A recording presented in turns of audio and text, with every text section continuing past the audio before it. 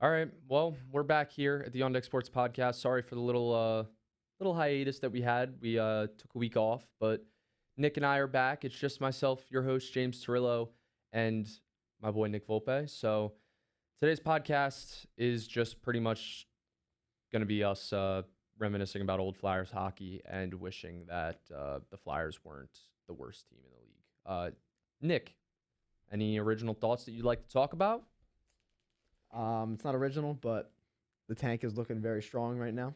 It's looking good. It's looking pretty great. So, what exactly are your thoughts on the tank? If I mean, they're obviously tanking, You but mean like, in any sport or just the Flyers specifically? uh, both. I think well, I think tanking is good. I like tanking. If my team is out of the playoff spot and I know and they suck, like my Cowboys last year, Mm-hmm. and you start winning games for no reason and you ruin your future, I do not like that. I know players will never lose on purpose. I get that. Yeah, I'm just saying, like, a player will never go out of their way to lose for themselves, like right. just for their whole team. But I just like last year with Dallas, I was pissed when they were winning. There was no reason Yeah, to. yeah. I You- remember that. They were winning games and I was angry. Yeah, Like just you start winning now when you're already out. Like what? Because it's one of those things where it's like, okay, so now you start playing football, so now you can win games. yeah. And that'll happen. I know you just recently got back into the Flyers like 2 years ago or whatever, but you'll uh you'll see it's a very ongoing theme where years that the Flyers aren't good and they are out of a playoff spot, they'll all of a sudden go on a 5-game winning streak I'm in waiting for it, April James. I'm when waiting they're for it. 15 points out of a playoff spot and they've already been eliminated. So that'll be so fun to watch when that happens. But just overall, like I know a lot of all Flyer fans like they want them to lose at this point because they don't have a chance at the playoffs. Obviously, they want them to tank. I get wanting them to lose now at this point in the season, but the way I look at it is that we go back to last year, right, Nick? The Flyers were in a playoff spot all year long. Matter of fact, they were actually in one point in late November, they were 2 points out of first place. We get further into the season, they drop a little bit. They have a bad losing streak, but they're still in it. They're still, they were third in the division at one point. They're still a wild card team at one point. They're still a playoff team. Then they go on that 9-game losing streak at the end of the season and they Yeah. miss the playoffs. Even though they didn't make the playoffs, they collapsed. It was still a better season than everybody thought. Everyone had the Flyers as one of the worst was teams in you. hockey, and we missed the playoffs by 4 points. Wasn't it you, me, and Tyler watching the last game against You, me, Washington? Right? Tyler, Charlie. Was Charlie there? Charlie was there when he was a Flyers fan. Oh, Charlie, but yeah, I was heartbroken when they didn't make the playoffs because I want nothing more to see playoff hockey back in the Wells Fargo Center, but or whatever they're gonna name it next year. oh, that's right. But I'm just so sick and tired. I say this for every recap video for like Mayor Media that I do. I say the same thing pretty much, and like I don't even know what to post at this point because it's like I sound like a broken record. I'm saying I miss old Flyers playoff hockey. I'm sick of this. I can't like, and I still watch every game. Don't get me wrong, but I am sick and tired of this. This decade of Flyers hockey is the worst decade in Flyers history. There has never been a decade in this franchise's history where they have missed the playoffs badly and been an eyesore to watch for 4 or 5 years in a row. They've had bad seasons, sure. Every franchise in every sport will have a bad season once in a while. But there has never been a point in the Flyers' history since they were established in the late 60s. There has never been a point where they have been unwatchable for half a decade straight. Last year, they were watchable for the first half of the season. But that's what, 4.5 seasons now that they have been unwatchable. And it's just since they made the playoffs in the 2019-2020 season, they haven't been watchable. It's going with that. It sucks for now. Like I want, like it's not like what I'm saying. Like I don't want them to lose, but you gotta get a better pick at this point. It's also the fact that they're losing games like 7-2, Right. and not let's say like 4-2 with one of them being an empty net. Yeah. If that's I hate always bring up the Cowboys. They just come back. Yeah, they always come They, up. I think I don't know if I said this last year, but or when they were playing, I would have rather them lose every single game and lose by one score than get blown out for all the losses. Right. It was hard. It's hard to watch. Right. It's really bad to watch.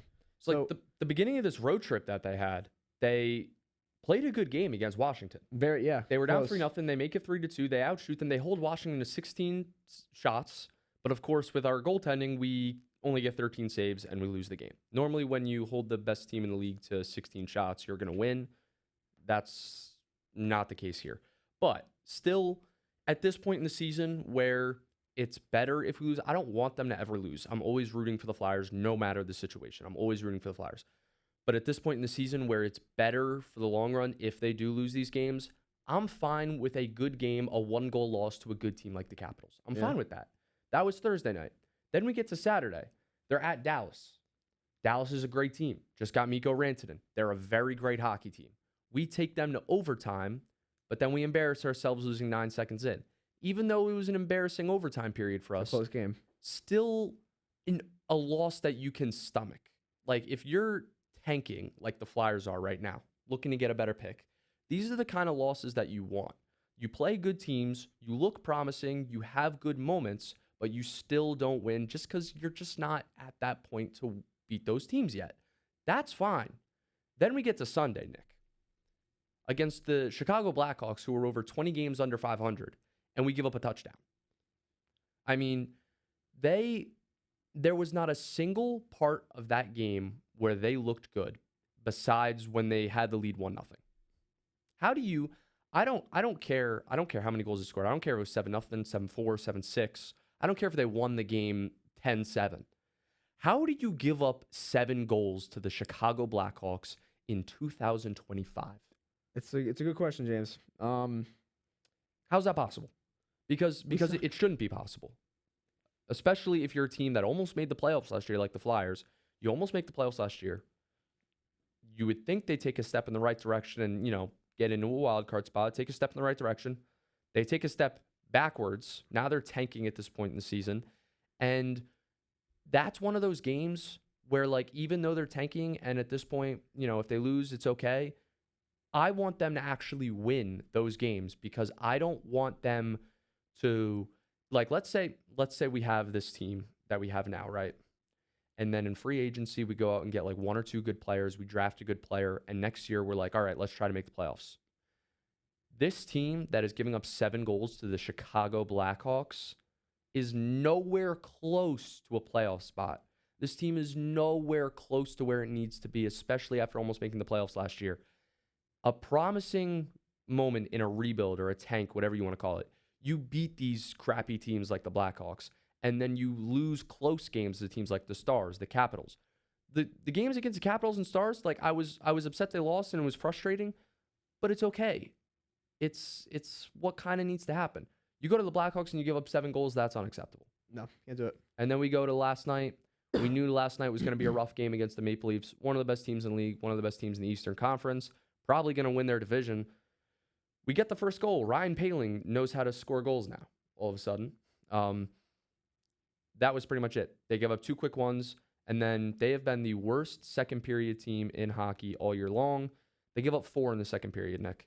They give up 4 goals in the second period, and in total, they give up another touchdown. They give up 7 goals. They lose this one 7-2. In 1 week. They have been outscored 14-6 in 2 games. You'd think 6 goals in 2 games, that's not that bad. That's not that bad. You give up 14 in 2 games? Things got to change. And then we get to the interview afterwards with Torts. You want to share your thoughts on that, Nick? Torts time is up. It's over. It's done. I mean, I'm biased because I hate the Rangers and he was the coach of the Rangers. So I never wanted the Flyers to hire him for that reason, just because I didn't like him. But at this point, after what he said last night about his team, he can no longer have a job. I'm sorry. if I'm Danny Briere or I'm Keith Jones or whoever, I'm packing his bags for him and I'm saying goodbye to John Tortorella as the Flyers head coach. Because with Torts as the head coach, he knew he was coming into a rebuilding team. He knew that when he took the job. He knew the Flyers weren't going to go to the Cup in his first year as head coach. And then last night, he says, I'm not interested in coaching a team in this position. Why take the job then? You knew the Flyers were going to be rebuilding. You knew they weren't going to be good. Clearly, after the trade deadline this year at least, you knew they weren't going to be a playoff team. Why would you say, I'm not interested in coaching the team? If you're not interested, don't coach us.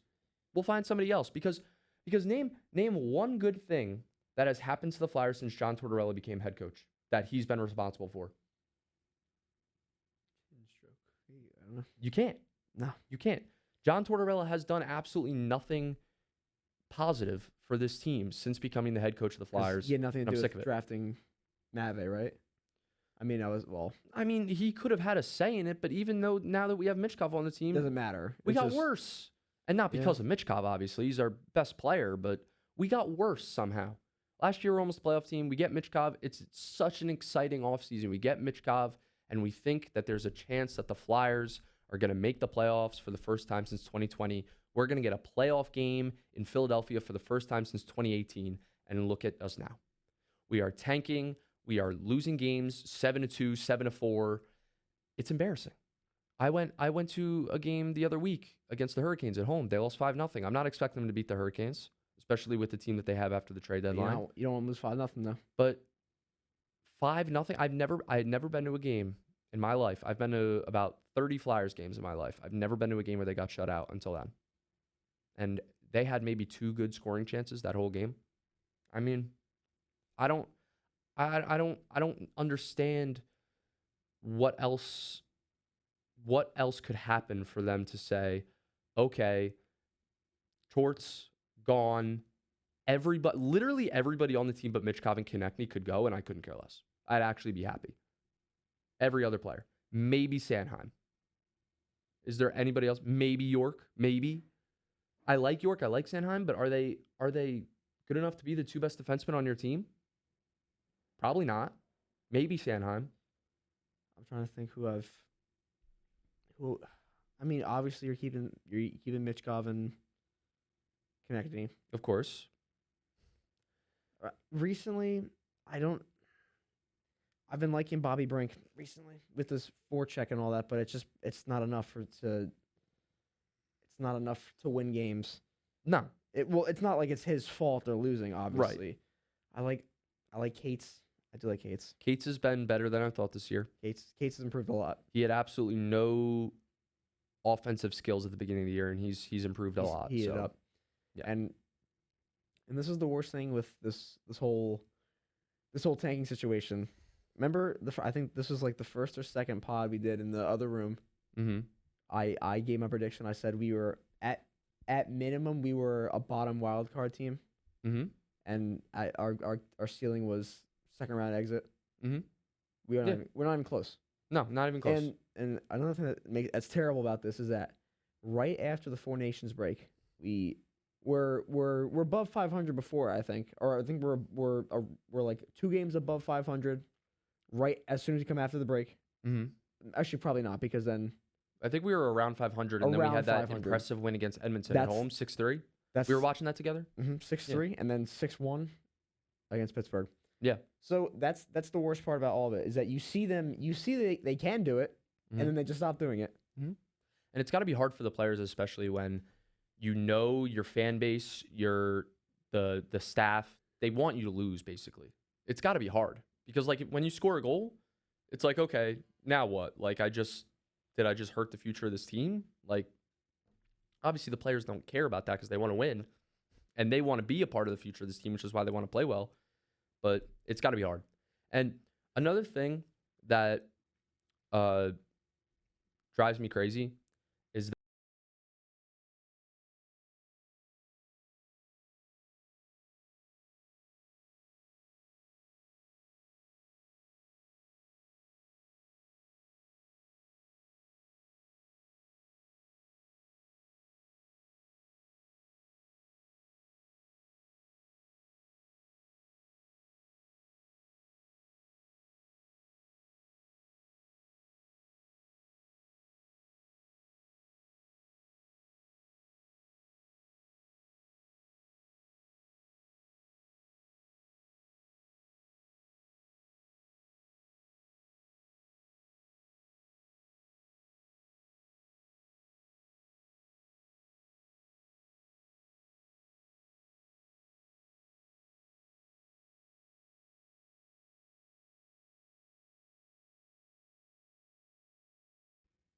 All right, we apologize for that. I don't know why we keep having audio problems in here, but the audio just shut off randomly, so It's only I been- you know, apologize. it's only I been don't know one- how long it was off, but It's only been once today, so yeah, we're can't, back. Can't complain too We're much. back. So, yeah. I'm sick and tired of this reputation the Flyers have now. Like when I was little, Nick, when we were little, the Flyers were the best team in Philadelphia. The Eagles sucked. The Phillies sucked. The Sixers were the worst team in basketball. The Flyers were a playoff team. They had talented players that you could actually enjoy watching. Giroux, Simmons, Voracek, even Ronaldo, who scored 3 goals a year, but he was entertaining to watch. Steve Mason. Before that, we had Carter, Richards, Boucher. There's just Shane Gostisbehere was very fun to watch. There's just nobody besides Mishkov. There's really nobody like that anymore. There's nobody like that. And I'm sick and tired of the reputation that the Flyers have that they suck. They haven't won a cup in 50 years, which is true. But the Flyers were contenders from the late 60s up until 2010. They were contenders almost every year. And should they have won more than 2 cups in that span? Of course. But they were good, and they were watchable, and they were a good hockey team. They had a good reputation because they were a good franchise. Now, these last 10 years, this team is just not the same as it used to be, and I want old Flyers hockey back. I'm sick of it. And I know people are going to say, you know, like I'm whining and all that, and I sound stupid because we're tanking. And I know we're tanking, and at this point in the season, if they lose, they lose. But have the games be watchable. Don't lose 7-2. Ersson is giving up goals that can't go in. Wrist shots from the blue line go in every game that don't go in for other teams. I was telling you this before, and I said this in my Mara Media recap video. We are making mistakes that hockey players learn at the age of like 12. Don't pass the puck in front of the net. Don't skate with the puck in front of your own net in the defensive zone. The Flyers are making mistakes like that and then turning the puck over and giving up goals like this is Pee Wee hockey. And it's not Pee Wee hockey. It's the Philadelphia Flyers. And I'm sorry to rant, but we got to get the mites on ice out there. At this point, throw them out there. They'll probably play harder. There's about 2 guys on the team right now who actually play hard and look like they want to be there. So go ahead. And some of the guys that do want to be there, they're not very good. So, I mean, like, dude, that one line that we were talking about, Abels, Delorier, and Lixel, that would be a bad line on the Phantoms. How is that a starting line on an NHL roster? I don't care if it's the 4th line. I don't care if it's on the 4th line on one of the worst teams in hockey. I don't care if we're tanking. That cannot be a line. Delorier, Abels, and Lixel, they may have touched the puck twice last night when they were out there. It's hard to watch, and I know there's fan bases that have it worse. The Sabres haven't been in the playoffs in 15 years now, and that sucks. But the Flyers are a team that's supposed to be a contender every year, and it hasn't been like that in a decade. And I'm sick of it. Yeah, things need to change. This has to be a big offseason.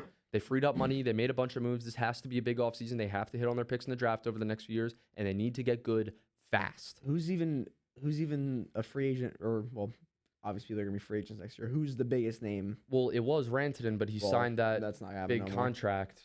We can look at the list of, free agents for the upcoming offseason for the NHL if you'd like. I would love to. NHL free agents. Let's see. 2025 NFL free agents. Let's read these. Hopefully it's our whole team. Phil Kessel.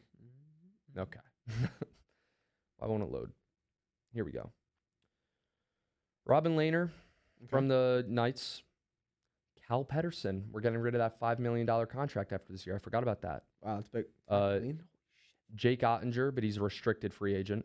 I mean, yeah, it's not gonna happen anyway. But Gorgiev from the Sharks. These are all the goalies that are free. Ilya Samsonov.